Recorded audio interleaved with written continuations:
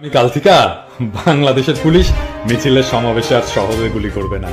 দর্শক, আরো মার্কিন নিষেধাজ্ঞা আসতেছে এবং নিষেধাজ্ঞা মোকাবেলায় প্রস্তুত শেখ হাসিনা সরকার। এই শিরোনামে বাংলাদেশে আসসালামু আলাইকুম দর্শক বন্ধুরা, কেমন আছেন সবাই? আশা করি সকলেই ভালো আছেন। দর্শক বন্ধুরা, আবারও মার্কিন যুক্তরাষ্ট্র থেকে বাংলাদেশের উপর নানা নিষেধাজ্ঞা এসেছে। আর সেই নিষেধাজ্ঞাকে কেন্দ্র করে এখন সারা দেশে ব্যাপক আলোচনা এবং সমালোচনার জন্ম দিয়েছে দর্শক বন্ধুরা। এবং সেই সাথে বাংলাদেশের বিশেষ কিছু বাহিনীর উপর মার্কিন যুক্তরাষ্ট্র এমন কিছু নিষেধাজ্ঞা দিয়েছে। আর সেই নিষেধাজ্ঞাকে কেন্দ্র করে এবার অনেকে বলে যাচ্ছে এখন আওয়ামী লীগের এমপি এবং মন্ত্রীরা পালানোর সময় চলে এসেছে। তো দর্শক বন্ধুরা, এবং সেই সাথে সেই সকল বিষয় নিয়ে পিনাকি স্যার অত্যন্ত চমৎকারভাবে কিছু বিশ্লেষণ করেছেন। আপনারা পিনাকি স্যারের সেই কথাগুলো শুনিলে অবশ্যই বুঝতে পারবেন এখন আর পালানোর সময় চলে এসেছে। তো দর্শক বন্ধুরা, এবং সেই সাথে কোন কোন জায়গাগুলোতে মার্কিন যুক্তরাষ্ট্র বাংলাদেশের উপর নিষেধাজ্ঞা জারি করেছে। তো দর্শক বন্ধুরা, চলুন আমরা সেই সম্পর্কে কিছু বিস্তারিত ভিডিও দেখে আসি। অবশ্যই ধৈর্য সহকারে পুরো ভিডিওটি দেখবেন, তাহলে এই সকল বিষয়গুলো পরিপূর্ণ বুঝতে পারবে। বাংলা হইল আর কি। হাসিনা শুধু একা কেন কষ্ট করবে? তার বন্ধু রাষ্ট্রের মোদি আছে না, তার ক্যাশিয়ার হইতেছে আদানি। সে আদানি সখী আমারে ধরো কইতে না কইতেই জানুয়ারির শেষে জয় বাংলা হইয়া গেল। এই ভিডিও যখন রেকর্ড করা হইতেছে সেই সময় কয়েকদিনের মধ্যে, মাত্র কয়েকদিনের মধ্যে শেয়ার বাজারের পতনের ফলে আদানির $10 বিলিয়ন জয় বাংলা হয়ে গেছে।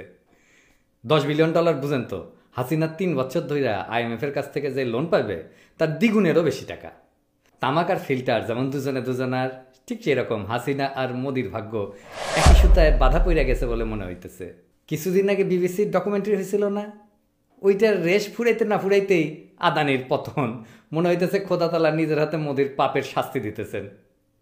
আদানির সাথে যুক্ত হয়ে আছে হাসিনার নিজের ভাগ্য। তাই আদানির জয় বাংলা হইয়া যাওয়া আমাদের জন্য বিশেষ গুরুত্বপূর্ণ। তাই ব্যাপারটা বুঝে নেওয়া দরকার, তাই না? আদানির সমস্যাটা কি হইল? না, আদানির কিছু হয় নাই, হয়েছে যেটা সেটা একটা আমেরিকান প্রতিষ্ঠান হিন্ডেনবার্গ। এরা একটা অদ্ভুত প্রতিষ্ঠান, নামে একটা গবেষণা প্রতিষ্ঠান, কামে অবশ্য গবেষণা, কিন্তু ফাঁকে তারা বিশাল ব্যবসা করে নেয়। এই জটিল জিনিসটা কিভাবে হয় সেটা একটু বুঝে নিই না। খুব মজার সিস্টেম, কিন্তু বুঝলে কিন্তু মুফতে মেলার টাকা করা যাবে কেউ যদি এটা করতে পারে। বাংলাদেশে কলে এই ব্যবসা নাই এখনো, কিন্তু আমি যদি শিখাই দিই তাহলে কিন্তু অনেকে এই কামটা করতে পারবে। আমার কলে গুরু দক্ষিণা দেওয়া লাগবে তখন। তো এই হিন্ডেনবার্গ এরা মূলত অ্যাকাউন্টিংয়ের জালিয়াতি ধরে। এই জালিয়াতি ধরার জন্য তারা কোম্পানির প্রকাশিত যে ডকুমেন্ট আছে সেখান থেকে তথ্য নেয়। কোম্পানির প্রকাশিত ফাইন্যান্সিয়াল ডকুমেন্ট কই পাবো? নেটেই পাবেন। আপনি ইংরেজিতে 10K ইংরেজি এইটা লিখা সার্চ দিবেন, তারপর কোম্পানির নাম দিবেন, একদম এক্সেল ফাইলের ডাটা পাইবেন। আসেন দেখি অ্যাপেলের ফাইন্যান্সিয়াল রেজাল্ট দেখি। আপনি 10K অ্যাপেল লেখেন, দেখেন পেয়ে গেলেন, তাই না? এটা ডাউনলোড করে যা খুশি করতে পারবেন। 10K নাম কেন? এইটা আমেরিকান একটা ফাইন্যান্সিয়াল রিপোর্টিংয়ের একটা কোড আর কি, সেই জন্য এটার নাম 10K। যাই হোক, আর গভীরে না যাই, এটা যে পাওয়া যায় এটা দেখানোর জন্য এটা বললাম। দেখেন আদানির 10K সার্চ দিয়া ওদের ফাইন্যান্সিয়াল রিপোর্ট দেখি। তো এই জালিয়াতি ধইরা কেমনে ব্যবসা করে আর টাকা কামায় সেটা একটু বুঝে নিই। হ্যাঁ, যে কোম্পানির জালিয়াতি ধরবে, অথবা সে যে মনে করে যে কোম্পানির শেয়ারের দাম কমবে, সেই কোম্পানির শেয়ার যা পায় মার্কেটে সেটা সে শর্ট টার্মে ধার করে। মানে আপনি স্টক শেয়ার ধার করবেন ওই কোম্পানি, যেটা আপনি জয় বাংলা কইরা দিবেন, অথবা নিজেই জয় বাংলা হয়ে যাবে। মানে আপনি হয় আপনার মাথা দিয়া কোম্পানিরা জয় বাংলা করে দিবেন, বা মাথা কাটায় বুঝতে পারবেন যে কোম্পানি জয় বাংলা হয়ে যাবে। এইটা আপনি করতে পারেন, এটা একটা বৈধ ব্যবস্থা স্টক মার্কেটে। আপনি যখন স্টক ধার নেবেন, তার মানে যে কোম্পানি জয় বাংলা হইয়া যাবে সেই কোম্পানির স্টক আপনি ব্রোকারের মাধ্যমে ধার নেবেন। ধার কিনবেন না, কিন্তু ধার নিলেন কিছুদিনের জন্য আপনি এটা রাখবেন। এটা নিয়ে আপনি একটা কিছু ফি দেবেন, ওটা ধার নিয়ে কিছু কাজ করবেন। আপনি কিছুদিন পরে শেয়ারের মতোই ফেরাই দেবেন, শেয়ারের কাগজের মতো ফেরাই দেবেন, কিছু ফি দিবেন। হ্যাঁ, কিন্তু আপনি এটা নিয়ে এসে বেচে দেবেন মার্কেটে, বুঝছেন? বেচার কথা নাই, কিন্তু আপনি বেচে দিলেন। কারণ আপনি তো বলে নিছেন যে আপনি তার কাগজ ধরাই দেবেন। যে কয়টা কাগজ নিছেন, 100টা শেয়ার নিছেন তার কাছ থেকে, আপনি 100টা শেয়ার ধরাই দেবেন, তাই না?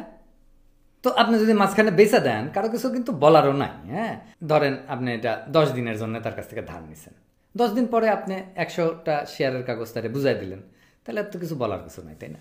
আপনি এটা বেচে দিলেন, তারপরে আপনি মার্কেটে ফাঁস করে দিলেন যে কোম্পানি জালিয়াতি করছে, ব্যাস সে কোম্পানির শেয়ারের দাম দাম দাম দাম দাম করে পড়ে যাবে। আদানির যা হয়েছে আর কি।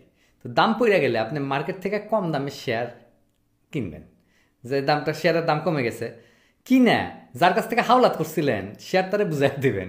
তা আপনি তো বেচছিলেন বেশি দামে, ভালো দামে বেচছিলেন, তাই না? সেটা আবার মার্কেট থেকে কিনলেন কম দামে, যখন তার শেয়ারের দাম পড়ে গেল তো লাভ হইল খারাপ না তো, বুঝলেন? এটা খুব মজার ব্যবসা। কিন্তু এই যে 10 বিলিয়ন হাওয়া হয়ে গেল আদানির, সেটার বড় অংশ কিন্তু এই হিন্ডেনবার্গের পকেটে গেছে। তো এই সিস্টেমটারে কয় শর্ট সেলিং, মানে খাটো বেচা আর কি। বুঝা গেছে? বুঝছাও? করা যাবে এখন এই ব্যবসা, কয়া দিব না, কিন্তু কারে কারে জয় বাংলা করে দেওয়া যাবে। তো কেউ যদি শর্ট সেলিং এর ব্যবসা করতে চায় তাহলে কিন্তু আমার সাথে যোগাযোগ করতে পারেন আর কি। হ্যাঁ, আমি কিন্তু কয়া দিতে পারবো কোন কোন কোম্পানি জয় বাংলা হয়ে যাবে। তো আদানির সাথে হাসিনার সম্পর্ক কি? সম্পর্ক হাসিনার সাথে না, সম্পর্ক মোদির সাথে। মোদির সব পলিটিক্যাল টাকা দেয় আদানি, মোদি সব মিডিয়ারে কিনে নিছে টাকা দিয়ে, কিন্তু হ্যাঁ ওরা বেতন টেতন দিতে পারতো না, তো ওই টাকাটা মোদি দেয়। সেই জন্যই সমস্ত মিডিয়া ইন্ডিয়ার মোদির গুণগান করে। তো এই টাকাটা দেয় আদানি। আদানির নিজস্ব প্লেনে চইরা মোদি কিন্তু ইলেকশন ক্যাম্পেইন করছিল। আদানি আর মোদির প্রেম কাহিনী নিয়ে প্রচুর লেখাজোখা আছে। এই যে দেখেন একটা, এটা হচ্ছে ফিনান্সিয়াল টাইমসের লেখা। আদানি এই যে তার বিপুল সম্পদ গড়ে তুলছে না, এই বিপুল সম্পদ হচ্ছে ঋণের উপরে দাঁড়ায় আছে। সেই ঋণ পাইছে, মোদির সাথে তার যে খাতির আছে এটা দেখায়।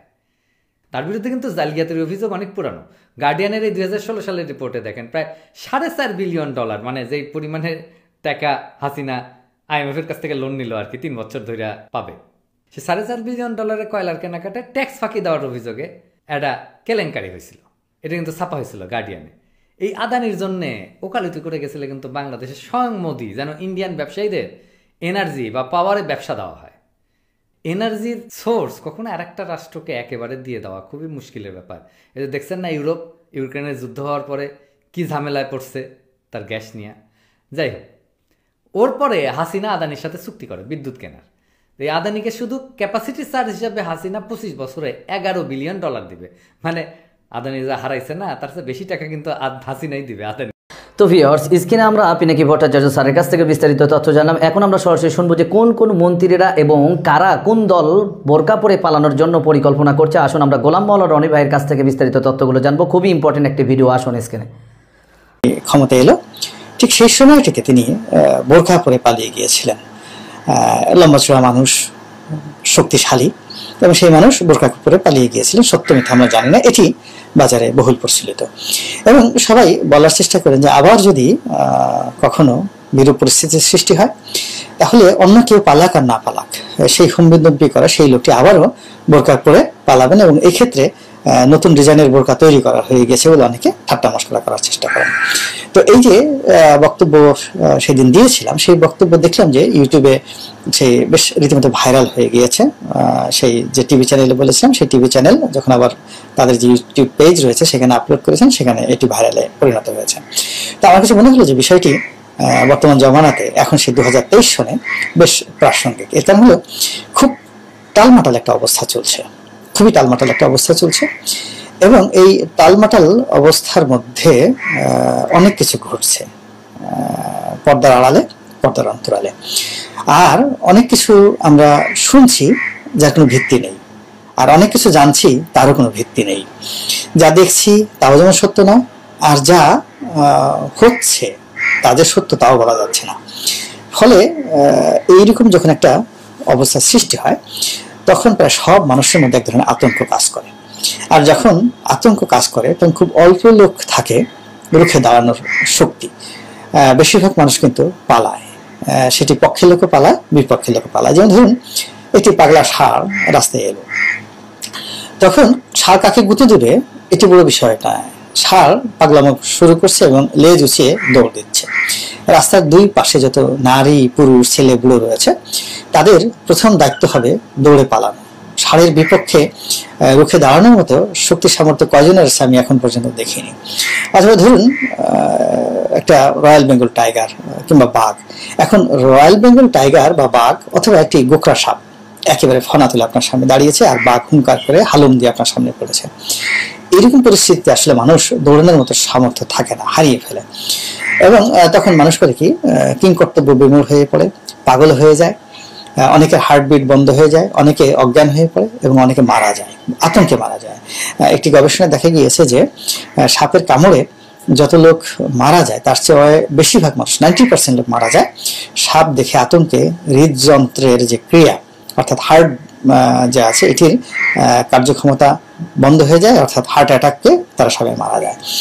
এখন যখন এটি তো দর্শক বন্ধুরা, আপনারা হয়তো এই পুরো ভিডিওটি দেখে এবং তাদের এই কথাগুলো শুনে অবশ্যই বুঝতে পেরেছেন গত কয়েকদিন আগে মার্কিন যুক্তরাষ্ট্র থেকে বাংলাদেশের উপর একটি নিষেধাজ্ঞা এসেছিল, আবার নতুন করে এখন অনেক কিছু নিষেধাজ্ঞা জারি করা হয়েছে।